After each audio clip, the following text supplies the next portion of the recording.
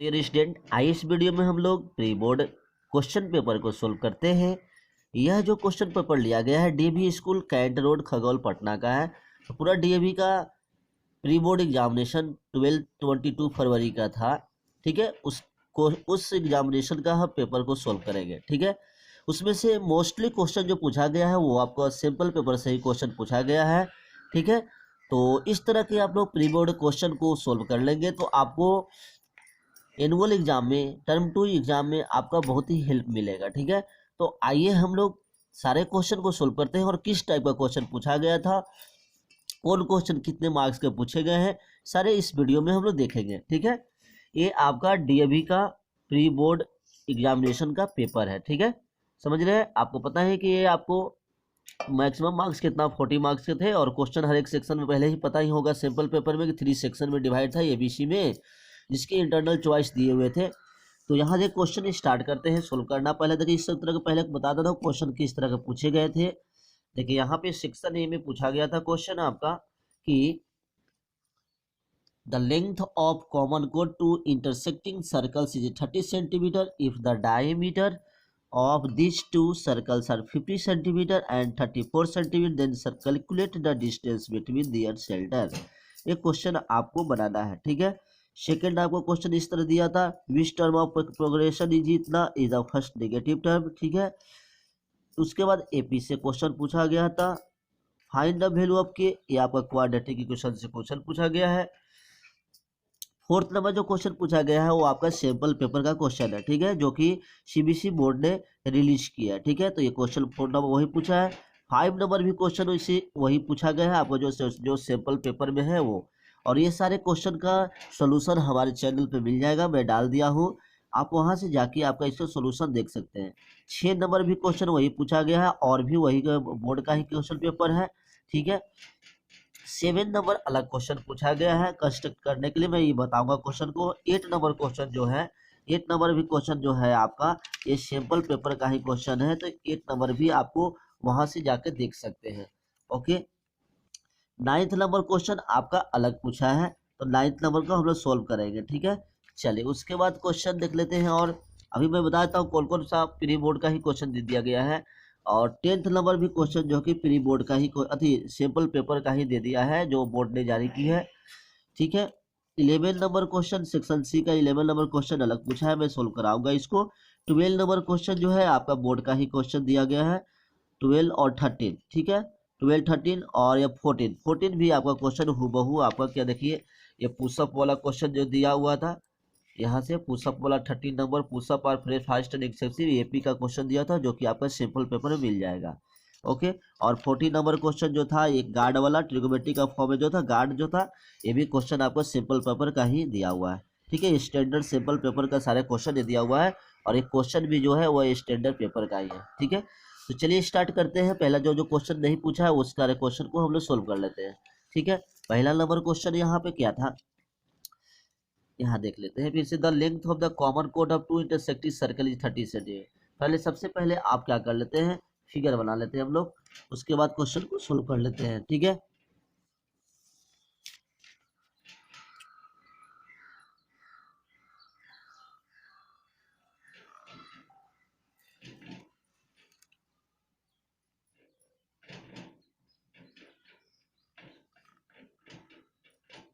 देखिए यहाँ पे 2 सर्कल है जिसकी कॉमन कोड यहाँ पे है। ठीक है, ये कॉमन कोड हो गया। ओके, कह रहा है कि circle length of the common कोड of two intersecting circle is 30 centimetre. देखिए ये आपका जो ये कॉमन कोड है ए बी यहाँ लिख लेंगे। ए बी क्या है, ए बी जो कॉमन कोड है वो कितना हो गया आपका 30 सेंटीमीटर। ओके, 30 सेंटीमीटर दिया हुआ है। चलिए उसके बाद यहाँ से आपको ये करना है, कह रहा है कि the diameter of two circle are, इतना डायमीटर भी दे दिया है, तो हमें निकालना है दोनों के सेंटर के बीच में डिस्टेंस निकालना है। ठीक है, तो आप यहाँ थ्योरम पढ़े होगा कि सेंटर से जब भी कोड पे यहाँ ड्रॉ करेंगे तो परपेंडिकुलर होगा, तो इधर से भी इधर परपेंडिकुलर होगा और ये रेडियस दिया हुआ है और ये रेडियस दिया हुआ है, ये दोनों रेडियस दिया हुआ है। ठीक है, एक आपका कितना दिया हुआ है, डायमीटर ऑफ टू सर्कल का डायमीटर दिया हुआ है, तो 2 सर्कल का डायमीटर हो गया, तो रेडियस कितना हो जाएगा बताइए। डायमीटर दिया हो D1 इक्वल टू 50 सेंटीमीटर, तो R1 इक्वल टू 25 सेंटीमीटर। तो ये मान लेते हैं कि 25 सेंटीमीटर है। और दूसरा क्या है, 34 सेंटीमीटर डायमीटर दिया हुआ है, तो D2 इक्वल टू 34 सेंटीमीटर। तो RT इक्वल टू कितना, 70 सेंटीमीटर लिख दीजिएगा, 70 सेंटीमीटर। ओके। और यहाँ पे एक और थ्योरम पढ़े हैं कि जब भी सेंटर से कोई भी परपेंडिकुलर ड्रॉ करते हैं तो कोड को क्या करता है, बाइसेक्ट करता है। ठीक है, तो ये पूरा 30 था, ये भी 30 है। तो यहाँ से अगर कोई हम पॉइंट दे देते हैं और यहाँ पे दे दीजिए A B दिया हुआ है, O1 और O2। ठीक है, ये सेंटर के बीच कर दिया, और यहाँ पे कुछ दे दीजिए, P पॉइंट दे दीजिए। ओके। तो यहाँ से सबसे पहले आपको थ्योरम से AP equal to PB equal to कितना हो गया, 15 सेंटीमीटर। समझ रहे हैं। चलिए अब यहाँ पे पाइथागोरस थ्योरम लगा दीजिएगा। इन ट्रायंगल कौन सा है, इन ट्रायंगल O'AP में पाइथागोरस थ्योरम लगाएंगे तो देखिए यहाँ पे हमको लगाना है O'P निकालना है। तो O'P बराबर रूट अंडर कितना लिखेंगे, 25 का स्क्वायर माइनस कितना हो जाएगा, 15 का स्क्वायर। ठीक है, करेंगे तो कितना होगा, 625 माइनस 225, तो रूट अंडर कितना 400 हो गया, तो 20 हो जाएगा। समझ गए। तो इधर से 20 सेंटीमीटर O'P 20 हो गया। फिर चलेंगे इन ट्रायंगल O2AP में चलेंगे तो उसी तरह O2P बराबर कितना हो जाएगा, रूट अंडर 70 का स्क्वायर माइनस 15 का स्क्वायर, तो 289 माइनस कितना हो गया 2। ठीक है, 225। तो आपको ये जब घटाएंगे तो हो जाएगा यहाँ से 64, तो हो जाएगा 8। ठीक है। चलिए तो यहाँ से आपको सेंटर के बीच में डिस्टेंस आ गया, hence O' O2 equal to O1 O2 equal to आपका आ गया 20 प्लस 8, 28 आंसर हो गया। 28 सेंटीमीटर लिख दीजिएगा। तो दोनों सर्कल के सेंटर के बीच में डिस्टेंस कितना हो गया, 28 सेंटीमीटर। ठीक है, ये क्वेश्चन आपको 2 नंबर में दिया हुआ था। चलिए पहला नंबर क्वेश्चन हम लोग सोल्व कर लिए। ठीक है, सेकेंड नंबर क्वेश्चन है विच टर्म ऑफ प्रोग्रेशन इतना is the first negative term. ठीक है, फर्स्ट नेगेटिव टर्म कह रहा था। आइए क्वेश्चन को सोल्व करते हैं। विच टर्म ऑफ एपी दिया हुआ आपको।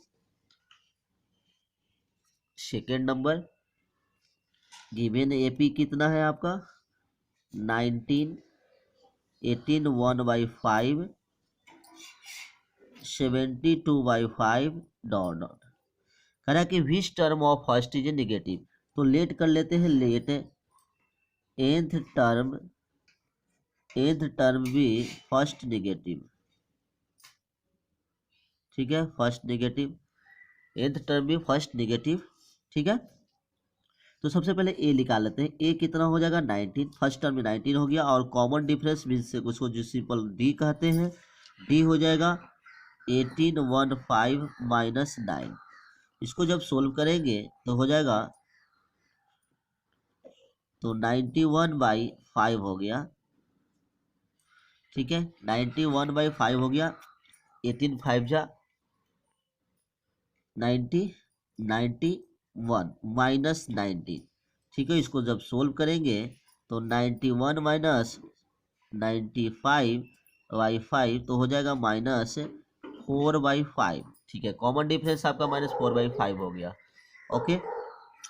चलिए तो आपका फर्स्ट निगेटिव कह रहा था कि एन टर्म फर्स्ट निगेटिव है, तो एन जो हो जाएगा उसका वैल्यू 0 से कम हो जाएगा। ठीक है, एन का वैल्यू क्या होता है, a plus n minus 1d less than 0। इसको सोल्व करते जाइएगा। a का वैल्यू दे दीजिएगा 19 प्लस n रहने दीजिए n माइनस 1, और d के जगह पर लिखा -4/5 लिख देंगे लेस देन 0। इसको सोल्व किया जाए तो क्या होगा, 90 और -4/5 n प्लस 4/5 लेस देन 0। ठीक है, इसको जब सोल्व करेंगे तो आपका इसे सोल्व कीजिए तो 19 5 जा कितना हो जाएगा,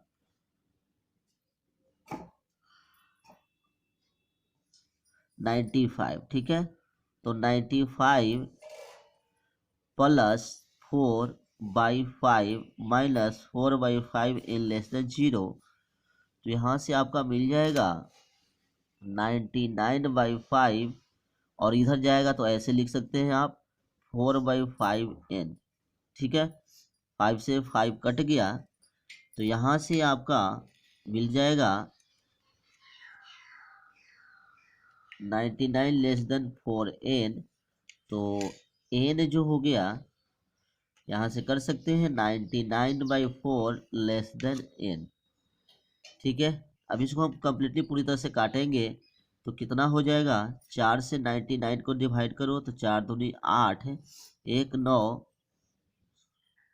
4 चौकी 16, 3 पॉइंट कितना हो गया 0.5 24। ठीक है, मीन्स यहाँ कह रहा है कि 24.75 ग्रेटर एन का जो वैल्यू है 24.7 टर्म से ग्रेटर है।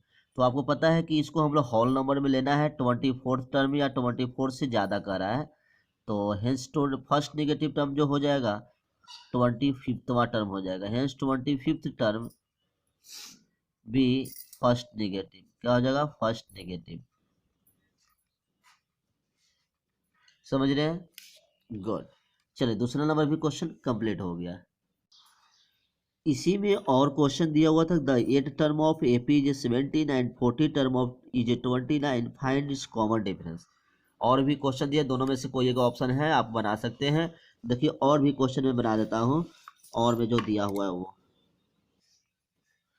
कह रहा है कि 8 टर्म ऑफ एपी, तो लेट मान लेते हैं पहले कि लेट ए क्या है फर्स्ट टर्म, ठीक है, और डी क्या है कॉमन डिफरेंस। ओके, पहले कर लीजिएगा, ये और में दिया हुआ था दूसरा का। चलिए आपको क्वेश्चन में कह रहा था कि 8 टर्म ऑफ एपी, मतलब 8 इजकल टू दिया हुआ है 70, तो इसको हम इक्वेशन में तोड़ेंगे तो a plus 7d is equal to 17 हो जाएगा पहला नंबर। उसी तरह दिया हुआ था 40 टर्म, तो 40 टर्म मतलब a40 इजकल टू दिया हुआ है 29, that is a plus 13d equal to 29, ये सेकेंड हो गया। ओके, अब इसको आपको सिंपल सेल सोल्व कर देना है, घटा दीजिए तो माइनस करने पर क्या मिलेगा, तो माइनस किए तो इसी से कट गया, और 13 में से गया था -6d, और इधर से करेंगे तो माइनस कितना हो गया 12, इसी से काट दीजिए, बहुत आसान क्वेश्चन, डी इसका वैल्यू 2। तो यही आपका कॉमन डिफरेंस निकालना था। आगे आंसर आपका समझ गए। देखिए 3 नंबर क्वेश्चन दिया हुआ था वो क्वाड्रेटिक इक्वेशन है। ठीक है, इसमें कंडीशन है कि के का मान निकालना है जब आपका ये क्वाड्रेटिक इक्वेशन है इक्वल रूट्स, यह इक्वल रूट्स रखता है। तो सबसे पहले कंडीशन की तरफ मूव करते हैं और इस क्वेश्चन को सोल्व करते हैं। ठीक है, क्वेश्चन दिया हुआ था, तीसरा नंबर दिया हुआ है आपका एक क्वाड्रेटिक इक्वेशन दिया 3k + 1 x² + 2k + 1 x + 1 = 0, ये दिया हुआ है। इसमें आपका के का मान निकालना है, जिसके का जो कंडीशन है कि यह इक्वल रूट्स रखता है, इक्वल रूट्स रखता है। ठीक है, चलिए सबसे पहले ए लिख लीजिए, ए कितना है 3k + 1 है, बी कितना है, बी है 2k + 1, और सी है 1। ओके, सब हमने लिख लिया। चलिए हमको यहाँ पे कंडीशन है, सिंस दिया हुआ है, since it has equal roots, तो इक्वल रूट्स है तो डी = 0 होगा कंडीशन। ठीक है, और डी का जो वैल्यू होता है वो होता है b² - 4ac = 0। ठीक है, बस अब इस पे रख देना है, बी की जगह पर लिखना है 2k + 1। ठीक है, इसका स्क्वायर कर दीजिए, b² - 4 इंटू ए की जगह पर लिख देना 3k + 1, और सी की जगह पर लिख देना 1। ठीक है, = 0। समझ रहे हैं। चलिए इसको सोल्व करेंगे तो 4 ब्रैकेट में देखो 2 2 4 4 हो गया, ये हो गया k² + 1 + 2k। देखो अंदर में भी हम k + 1 का होल स्क्वायर कर दिया, तो ये आ जाएगा आपका। ठीक है, चलिए और यहाँ से हो जाएगा माइनस करेंगे तो ये 1 हो जाएगा, और -12k, और इधर कट गया -4 हो गया नॉर्मली। ठीक है, = 0। ओके, अब यहाँ से 4 से करेंगे तो 4k² ठीक है, और +4 +8k -12k -4 इक्वल टू 0। अब नॉर्मल इसको क्वाड्रेटिक इक्वेशन बना देंगे तो 4k² रहने दीजिए, और 8k में से गया तो -4k हो गया, और इधर से कट गया, कितना हो गया सिंपल, 4 में से कट गया तो 0 हो जाएगा, बराबर 0। अब यहाँ से आपको k का 2 मान मिल सकता है, ऐसे भी लिख सकते हैं, k² कॉमन करके बना लीजिए, 4k कॉमन करेंगे तो k -1 इक्वल टू 0, तो यहाँ से 2 वैल्यू मिलेगा, ठीक है। 4k equal to 0, that is k का वैल्यू 0/4 इक्वल टू 0, और दूसरा k -1 इक्वल टू 0 तो k का वैल्यू 1, ठीक है। तो इस तरह k के 2 वैल्यू हो सकते, 2 वैल्यू पे आपका इक्वल रूट्स देगा, k या तो k का वैल्यू 0 होगा या तो k का वैल्यू 1, समझ गए। तो ये आपका 3 नंबर कंप्लीट हो गया, ठीक है। और ये सारे आपको बहुत से इंपॉर्टेंट क्वेश्चन दिए हुए हैं, सारे क्वेश्चन आप लोगों को समझ में आ रहा होगा, और इसी तरह हमारे चैनल पे आप रहेंगे तो हमारे सारे बोर्ड का क्वेश्चन सैंपल मिलते रहेंगे। तो हमारे चैनल को लाइक और सब्सक्राइब कर दीजिएगा। हमारे चैनल पे बहुत सारा आपका आपकी क्लास 10 8 9 10 हर एक क्लास का आपका क्वेश्चन मिलेंगे सोल्यूशन, ठीक है। चलिए नेक्स्ट क्वेश्चन की तरफ मूव करते हैं। अब देखिए 7 नंबर क्वेश्चन को हम लोग बनाएंगे। इसके पहले क्वेश्चन आपको सिंपल पेपर में दिया हुआ है, आप चैनल पे जाकर देख सकते हैं। Construct a tangent to a circle of radius 4 centimetre from a point on the concentric circle of radius 6 centimetre and measure its length. आपको निकालना है, एक कंस्ट्रक्शन से दिया हुआ है। तो देखिए नॉर्मली कैसे मैं रफली बनाता हूँ, आप लोग घर पे उसको स्केल के थ्रू एक्यूरेट बना लेंगे, ओके। सेक्शन बी का दिया हुआ है, ये 3 नंबर का दिया हुआ है क्वेश्चन।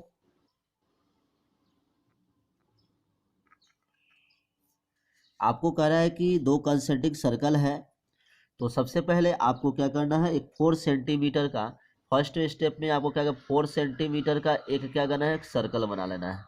4 सेंटीमीटर का एक सर्कल बना लीजिएगा, ठीक है, ओके। उसके बाद कह रहा है कि इसी में कंसेंट्रिक एक 6 सेंटीमीटर का, तो 6 सेंटीमीटर का इसी पे एक देखो ये कंसेंट्रिक सर्कल बन गया,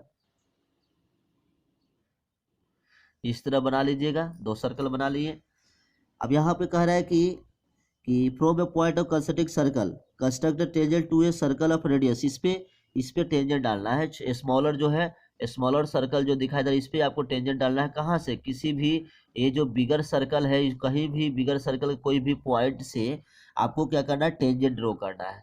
तो मान लेते हैं कि सबसे पहले आपको यहाँ पे एक पॉइंट पी मान लीजिएगा, ठीक है, पी पॉइंट। तो और यहाँ पे सेंटर इसका ये है, तो सबसे पहले आप क्या कर लीजिएगा, यहाँ से यह लाइन ज्वाइन कर लीजिएगा और इसको परपेंडिकुलर बाइसेक्ट कीजिएगा, ठीक है। आप पढ़े हैं परपेंडिकुलर बाइसेक्ट कीजिएगा, तो आपको देखिए यहाँ पे इस तरह के आपको कटते हुए नजर आएगा, इस तरह काट लीजिएगा परपेंडिकुलर बाइसेक्टर। इस लाइन को, जैसे मैंने बोला था कोई भी सर्कल है तो सर्कल से बाहर पॉइंट से हम अगर जब टेंजेंट डालते थे तो इसको आधा आधा कर देते थे, वही आपको इसमें भी करना है। तो कर दिया, उसके बाद ये सेल्टर मिल गया, और यहाँ से सेल्टर जब मिलेगा तो यहाँ से लेके एक सर्कल ड्रॉ फिर से कर देंगे, ठीक है, एक सर्कल फिर से ड्रॉ करेंगे, तो ये 2 पॉइंट पे कट करेगा। तो ये पॉइंट मान ले T1 है और दूसरा क्या है, T2 है। तो यहीं से आपको जो T2 और PT1 को मिला देंगे। तो इसी तरह यहाँ पे टेंजेंट PT1 एंड P क्या हो गया, T2 इक्वल, दोनों हो जाएगा टेंजेंट, आपका टेंजेंट हो जाएगा। और आप पढ़ते हैं जानते हैं कि जब दोनों का लेंथ जो होगा PT1 और PT2 जो होगा वो सेम होगा, तो आप स्केल से रख के यहाँ पे आप मेजर कर लेंगे, तो जितना आएगा उतना आप सेंटीमीटर लिख लेंगे, ओके। समझ गए, बहुत आसान क्वेश्चन दिया हुआ था। आप क्या करना है, सबसे पहले को सर्कल नीचे बनाना 4 सेंटीमीटर का, फिर 6 सेंटीमीटर का, और उसके बाद सेंटर से कोई कभी इधर भी पॉइंट या किधर भी एक पॉइंट मिला ले लेना, और उसको परपेंडिकुलर बाइसेक्ट करके एक सेंटर पता करना, और उस सेंटर से एक सर्कल ड्रॉ कर लेना। तो सर्कल जो है अंदर वाला सर्कल को कहीं पे 2 पॉइंट पे काटेगा, T1 और T2 पे, और उसके बाद T1 और T2 को मिला लेंगे, आपको वही टेंजेंट हो जाएगा। समझ में आ गई, ओके। 9 नंबर क्वेश्चन पूछा गया है आपको, हाइट एंड डिस्टेंस है, ओके। 9th में और भी ऑप्शन इंटरनल चॉइस भी दिया हुआ है, तो दोनों क्वेश्चन को हम सोल्व करेंगे। The statue 1.6 metre tall stand on the top of the pedestal from a point on the ground, the angle of elevation of the top of the statue is 60 degree, and from the same point the angle of elevation of the top of the pedestal is 45 degree, find the height of pedestal, ये निकालना है। देखिए question बहुत आसान question दिया हुआ है 9 number में।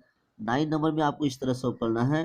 कह रहा है कि एक स्टेचू पेडेस्टल पे रखा हुआ, पेडल मतलब चबूतरा जानते हैं, मान लेते हैं कि ये पेडेस्टल है, ठीक है। इस पेडेस्टल पे क्या रखा गया है, एक आपका स्टेचू रखा गया है, इस तरह का एक स्टेचू रखा गया है, समझ रहे हैं, एक स्टेचू आपको रख दिया, ठीक है।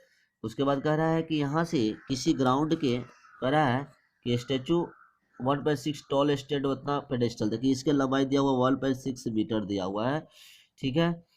From a point of the ground the angle of elevation of top of the statue, देखो कोई ग्राउंड है, यहाँ से जो दिया हुआ है इसका एंगल ऑफ एलिवेशन दिया हुआ है, कितना एंगल ऑफ एलिवेशन दिया हुआ है, वो बना लेना है आपको कितना 60 डिग्री, ये 60 डिग्री दिया हुआ है, ओके।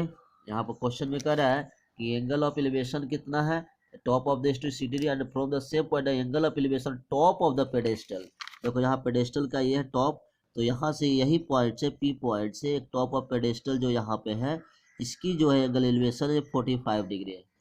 इस तरह बना लेंगे फिगर पहले, ठीक है। देखिए फिगर बना, जब फिगर बन जाएगा तो आसानी से सारे क्वेश्चन आपको सोल्व हो जाएंगे, ठीक है। तो आपको कह रहा है कि find the height of pedestal, मतलब ये निकालना है आपको एज, ये हाइट, तो यहाँ लेट कर लेना है, लेट क्या हो गया, हाइट क्या मान लीजिएगा, height of pedestal equal to H B, H metre मान लीजिएगा, ओके, एच मीटर हमने मान लिया। चलिए अब इसके बाद आपको सोल्व करते चल जाना है, ठीक है। तो यहाँ से सबसे पहले आप क्या करेंगे, ये बड़ा सा ट्रायंगल चलिए गए या तो स्मॉल ट्रायंगल में चले गए, तो आप टेल लगाएंगे, तो टेल 45 डिग्री इक्वल टू क्या हो गया, इतना हो गया, ये कुछ नाम दे दो, पी है, क्यू हो गया, आर हो गया और एस हो गया, ठीक है। तो लिख सकते हो tan 45 degree equal to R Q by P Q, ठीक है।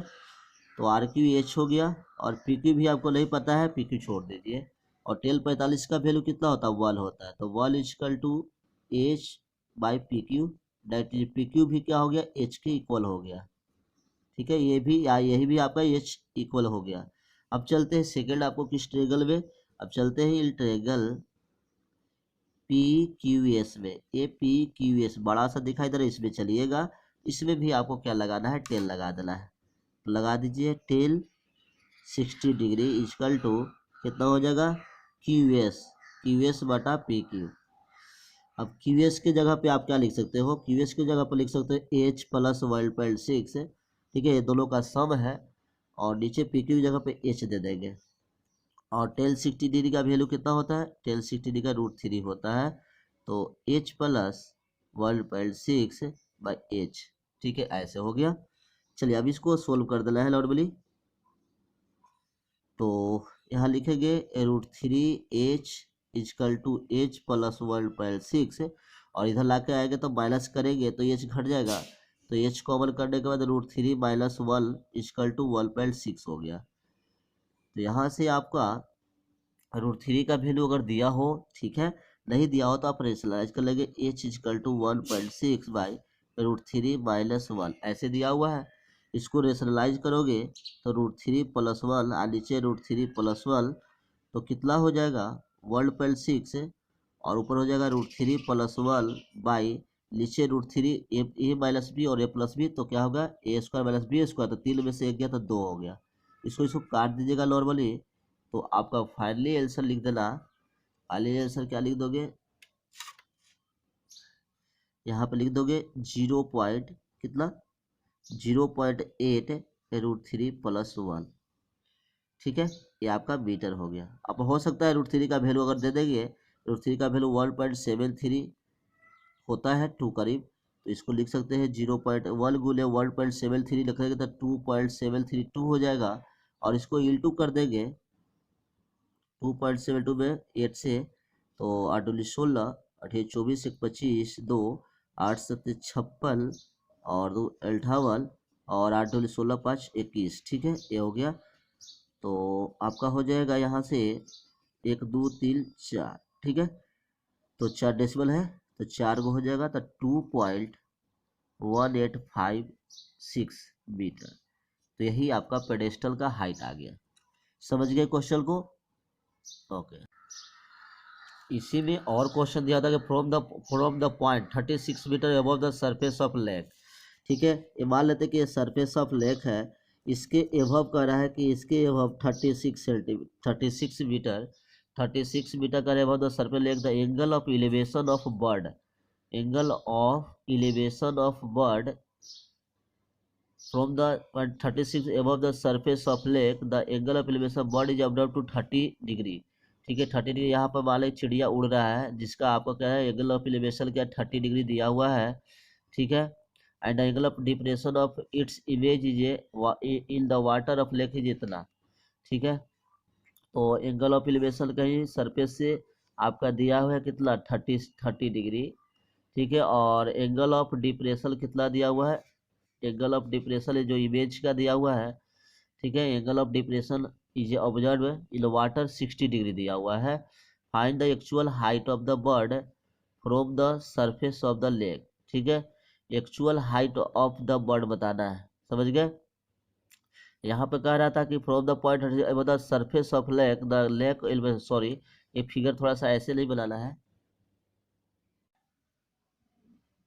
देखिए और का क्वेश्चन ऐसे बनेगा, ये आप मान लें सरफेस ऑफ क्या लेक है, लेक का सरफेस है और इसके ऊपर 36 मीटर ऊपर पॉइंट से एक चिड़िया जो उड़ रही है, इसकी देखो एंगल ऑफ एलिवेशन 30 डिग्री दिया हुआ है। ठीक है, और मान लेते हैं कि यहाँ से यहाँ एच हाइट है। ठीक है, उसके बाद आपको कह रहा है कि इसका जो डिप्रेशन जो है, इमेज का डिप्रेशन है वाटर में, क्या हो गया आपका ये एंगल ऑफ डिप्रेशन कितना बना रहा है, एंगल ऑफ 60 डिग्री बना रहा है। ठीक है, तो एंगल ऑफ डिप्रेशन हो गया, तो कह रहा है कि जितना ये सरफेस से ऊपर रहेगा हाइट उतना ही इमेज इसके नीचे आएगा, तो ये भी H+36 हो जाएगा। ओके, तो यही हमको H+36 निकालना है। ठीक है, तो कैसे निकालेंगे क्वेश्चन को? देखिए यहाँ पे सबसे पहले चलते हैं ये छोटा सा ट्रायंगल में, तो क्या होगा, तो इन ट्रायंगल लिख दीजिए A B C D E और F, इस तरह के हमने लिख लिया। ठीक है, चलो तो ए चलते हैं ट्रायंगल AED में, AED में चलेंगे। हमने लेट कर लीजिएगा कि लेट क्या है, DE का H है। ठीक है, तो यहाँ से चलेंगे तो लिखेंगे 1030 degree, 1030 degree equal to H by कितना हो जाएगा AD नॉर्मली। तो यहाँ से आपको AD आ गया। ठीक है, यहाँ से पहले वैल्यू दे दीजिए 1/√3 equal to H by AD। तो यहाँ से AD का वैल्यू आ गया √3H। ओके, AD का वैल्यू आपके पास √3H आ गया। अब चलते इस क्वेश्चन, यहाँ से चल देंगे अब इस ट्रायंगल में चलेंगे ADF में, तो ADF पे चलेंगे इन ट्रायंगल ADF में, तो लिखेंगे 1060 डिग्री इजकल टू क्या लिखेंगे DF बाई AD लिखेंगे। 1060 का वैल्यू दे देना √3 इजकल टू DF कितना है तेरा, देखो D और F, तो DF चलेंगे तो इसके में आपका कितना हो जाएगा, DF सब जोड़ दीजिएगा तो H+36 बाई आपका क्या हो जाएगा AD का वैल्यू दे दीजिएगा √3H। ठीक है, तो यहाँ से इंटू करेंगे तो इसको क्रॉस करेंगे तो 3H नॉर्मल हो जाएगा और 2H+36। ओके, तो यहाँ से आपका जब इसको सोल्व करेंगे तो नॉर्मली कितना हो जाएगा 3H में से कहते H=36, H=36 आ गया। तो यहाँ ये H=36 है। तो जो एक्चुअल जो हाइट हुआ बर्ड्स जो फ्लाई कर रहे हैं सी लेवल से, तो कितना हो जाएगा, तो एक्चुअल हाइट लिख देंगे यहाँ पे, तो एक्चुअल हाइट ऑफ बर्ड, ठीक है, above the surface of lake equal to 36 + 36 72 metre. कितना हो गया 72 मीटर आंसर हो गया। समझ गए? आई होप ये क्वेश्चन आप समझ गए होंगे। Last question 11 number section C का है और बाकी सब सैंपल पेपर का क्वेश्चन मैंने पहले ही बता चुका हूँ। Prove that length of the tangent draw from external point two circular equal. और एक और क्वेश्चन दिया हुआ आपका, एकदम बहुत आसान क्वेश्चन दिया हुआ है। कह रहा है कि एक सर्कल है, किसी पॉइंट से दो टेंजेंट ड्रॉ किया गया है। ठीक है, तो दो पॉइंट टेंजेंट ड्रॉ किया गया है, तो आपको प्रूव करना है कि ये जो P T1 और T2 अलग लिख लीजिएगा टू प्रूव दैट कि PT1 बराबर PT2, ठीक है। इसको कैसे प्रूव करेंगे, आपको कुछ नहीं करना है, ज्वाइल पहले कर लीजिएगा, ज्वाइल OP, OP जो है सेंटर से ज्वाइल कर लीजिएगा। देखिए ये भी रेडियस है, ये भी रेडियस, दोनों इक्वल है, ठीक है। और ये दोनों ट्रेंगल में चल के कौन सा ट्रेंगल को कैलकुलेट कर दीजिएगा, ट्रेंगल PT1O एंड ट्रेंगल कौन सा ट्रेंगल PT2O, दोनों आपस में कैलकुलेट हो जाएगा। PT1O कैलकुलेट कैसे, देखो OP दोनों में कॉमन है और वो T1 बराबर OT2 है, ठीक है, समझ गए। और ये 90-90 होता है, तो कौन सा बाई आप कर सकते हैं साइड एंगल साइड प्रॉपर्टी से, ये दोनों कैलकुलेट हो जाएगा और PT1 बराबर PT2 हो जाएगा और CPCT से PT1 बराबर PT2 हो जाएगा। बस ये हो जाएगा। आपको इसी बेस पे आपका सैंपल पेपर में भी क्वेश्चन दिया था, बहुत आसान है, इसको स्टेप बाय स्टेप थोड़ा सा लिख लेना, ठीक है, अच्छी तरह से। तो 11 का कंप्लीट हो गया। इसी में और करके क्वेश्चन दिया हुआ था, और कहीं देख क्वाड्रिलेटरल ABCD, एक फिगर है क्वाड्रिलेटरल ABCD, ये सर्कल के बाहर आपका क्वाड्रिलेटरल एक ABCD दिया हुआ है, इस तरह का फिगर आपको दिया हुआ है ABCD। आपको प्रूव करना है कि इसमें कि AB plus CD equal to AD plus BC, ये प्रूव करना है। कैसे कर लोगे, plus CD equal to AD plus BC prove करना है, तो कैसे करेंगे। तो देखिए आप पढ़े हैं सर्कल में कि एक्सटर्नल पॉइंट से जब भी कोई भी सर्कल पे लाइन ड्रॉ किया जाता है, मतलब टेंजेंट ड्रॉ किया जाता है, तो टेंजेंट का लेंथ सेम होता है, ठीक है। तो इसके में जब हम इसको प्रूव करेंगे, तो प्रूव करने के लिए सबसे पहले यहाँ से लिख सकते हैं, ये भी लिख लीजिएगा कि यहाँ पे कुछ नाम दे दीजिए PQRS, ठीक है, नाम दे दिया। तो यहाँ से लिख सकते हैं QB, देखो QB बराबर BR, क्यों, क्योंकि यह B एक्सटर्नल पॉइंट B से क्या टेंजेंट डाला गया है, ठीक है, टेंजेंट फ्रॉम B से टेंजेंट है। इसी तरह सबसे लिख सकते हैं, फिर लिख सकते हैं कि CR इक्वल टू SC, ये कहाँ टेंजेंट फ्रॉम कहाँ से डाला, C पॉइंट एक्सटर्नल पर C से डाला गया है। उसी तरह लिख देंगे AQ इक्वल टू AP, ये कहाँ से डाला गया है, A पॉइंट से डाला गया है। उसी तरह लिख देंगे PD इक्वल टू क्या हो जाएगा DS, ठीक है, ये कहाँ से डाला गया D पे, समझ गए ना। चलिए अब क्या करना है आपको, जो दिया हुआ LHS में क्या दिया हुआ है, LHS में दिया हुआ है कि AB प्लस CD, ठीक है, इतना। तो AB को तोड़ के लिखना है, AB को तोड़ेंगे तो क्या लिखेंगे बताओ, AQ plus QB plus CD को तोड़ेंगे तो लिखेंगे DS प्लस SC, ठीक है। अब हमने देखा कि AQ किसके बराबर है, AQ है AP के बराबर, तो AP लिख देंगे, और QB किसके बराबर है, BR के बराबर, ये लिख देंगे, प्लस DS किसके बराबर है, PD के बराबर, देखिए DS PD के बराबर, प्लस SC किसके बराबर है, CR के बराबर, समझ रहे हैं। अब आपको क्या करना है, थोड़ा सा AP है ना, सेम साइड को एक तरफ कर लेना है, तो AP और PD एक जगह पे कर लीजिए, AP प्लस PD, और यहाँ से BR प्लस CR कर लीजिए। देखिए ये दोनों को जोड़ेंगे, दोनों को जोड़ेंगे तो क्या मिलेगा, AP प्लस PD करेगा तो AD हो गया, और प्लस इधर से करेंगे BR प्लस CR करेगा तो BC हो जाएगा। देखिए तो प्रूफ हो गया कि नहीं, हेल्स आपको ये मतलब ये इतना इक्वल टू RHS आ गया, तो हेल्स क्या बोलेंगे, हेल्स प्रूव्ड बोलेंगे, ठीक है। तो ये सारे हम लोग सैंपल पेपर हमने प्री बोर्ड का क्वेश्चन का देख लिया, DAV का, ठीक है। और ये सारे क्वेश्चन आप प्रैक्टिस एक बार कर लीजिए, और आई होप आपको सारा क्वेश्चन समझ में आ गया होगा। बाकी जो क्वेश्चन छूट गया है वो सब आपको सैंपल पेपर में बोर्ड जो वेबसाइट दिया उस पर दिया हुआ है, और हमारे चैनल पे उसका सॉल्यूशन डाला गया है, आप वहाँ पे जाके देख सकते हैं, ठीक है, उसको आपको ओपन करके देख सकते हैं, ठीक है। तो इस तरह के हम लोग प्री बोर्ड और भी स्कूल के लाएंगे, और आपको ये बेनिफिशियल जरूर देगा, इस तरह का प्रैक्टिस जरूर करें। Thank you, all the best for exam.